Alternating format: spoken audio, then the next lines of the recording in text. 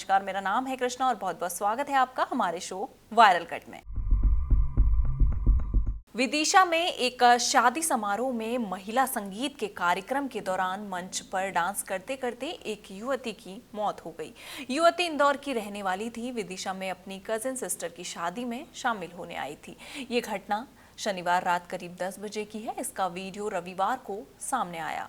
Video में दिख रहा है कि परिणीता 23 साल नाम की युवती मंच पर मिक्स्ड सॉन्ग पर डांस कर रही है। इस दौरान लहरा के बलखा के गाना बजता है। युवती इस गाने पर डांस स्टेप करती है, तभी अचानक खड़े खड़े मुंह के बल मंच पर गिर जाती है। आशंका है कि डांस करते समय ही उसे हार्ट अटैक आ गया, जिससे उसकी स्टेज पर ही गिरकर मौत हो गई। कहते हैं जिंदगी कब बदल जाए कुछ नहीं कहा जा सकता, क्योंकि अक्सर जिंदगी ना जाने किस मोड़ पर आपकी किस्मत बदलने की तैयारी में रहती है। ऐसा ही हुआ कुछ मध्य प्रदेश के महेश्वर में रहने वाली मोनालिसा भोसले के साथ। प्रयागराज महाकुंभ ने एक तरह से मोनालिसा की जिंदगी बदल दी है। वो महेश्वर से महाकुंभ में माला बेचने के लिए गई थी, लेकिन अपनी खूबसूरती के चलते मोनालिसा सोशल मीडिया पर कुछ इस तरह वायरल हुई, जिससे वो अब सोशल मीडिया ही नहीं बल्कि बॉलीवुड में भी अपनी चमक बिखेरने को तैयार है। मोनालिसा अपने परिवार के साथ महेश्वर से मुंबई रवाना हो चुकी हैं, जहां वो एक्टिंग की बारीकियां सीखेंगी। मोनालिसा सोमवार को अपने परिवार के साथ मुंबई के लिए रवाना हो गई हैं।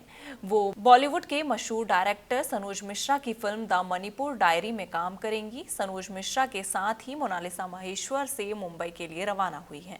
मोनालिसा पहले मुंबई में एक्टिंग की बारीकियां सीखेंगी और फिर उसके बाद फिल्म में काम करेंगी। हालांकि उसका फिल्म में क्या रोल होगा इसकी अभी जानकारी सामने नहीं आई है, लेकिन वो मुंबई के लिए रवाना हो गई हैं। मुंबई जाने की बात सामने आ रही थी। बता दें, मोनालिसा प्रयागराज महाकुंभ में रुद्राक्ष बेचने के दौरान अपनी खूबसूरत नीली आंखों के चलते फेमस हुई थी। बताया जा रहा है कि फिल्मों के अलावा भी उसे कुछ एड के भी काम करने का ऑफर है।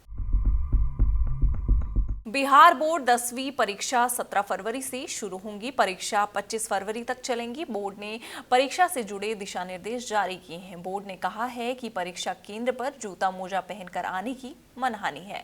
परीक्षा देने के लिए चप्पल में ही आना होगा। यदि कोई परीक्षार्थी जूता मोजे में आए तो उन्हें प्रवेश की अनुमति नहीं मिलेगी। बोर्ड ने यह भी कहा है कि परीक्षा केंद्र पर देरी से पहुंचने वाले परीक्षार्थी यदि जबरदस्ती अवैध रूप से परीक्षा परिसर में प्रवेश करेंगे तो उन्हें 2 वर्ष के लिए परीक्षा से निष्कासित कर दिया जाएगा। बोर्ड ने कहा है कि ऐसे परीक्षार्थी जो 4 दीवारी फांदकर अवैध रूप से प्रवेश करेंगे उन्हें क्रिमिनल ट्रेसपास की श्रेणी में रखा जाएगा। उन पर प्राथमिकी भी दर्ज कराई जाएगी। बोर्ड ने कहा है कि ऐसे परीक्षार्थियों को परीक्षा में बैठने की अनुमति देने वाले केंद्राधीक्षक के विरुद्ध भी कार्रवाई की जाएगी। सोशल मीडिया इन्फ्लुएंसर और यूट्यूबर रणवीर अलाहाबादिया हाल ही में इंडियाज गॉट टैलेंट शो के दौरान अपने आपत्तिजनक सवालों के कारण विवादों में घिर गए हैं।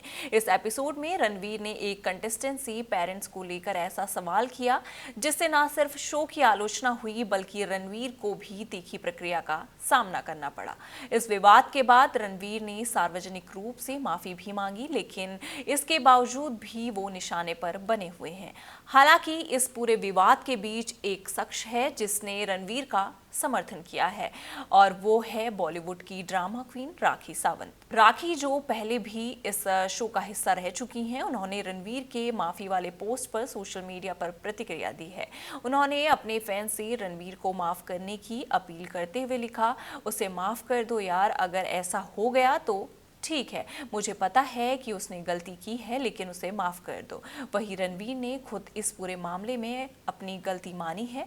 एक वीडियो जारी कर उन्होंने अपने बयान पर खेद जताया, कहा कि उनका सवाल न सिर्फ अनुचित था बल्कि ये बिल्कुल भी मजाकिया नहीं था। उन्होंने ये भी साफ किया कि उनका काम कॉमेडी नहीं है और उन्होंने माफी मांगने के अलावा किसी भी प्रकार की सफाई देने से इनकार किया।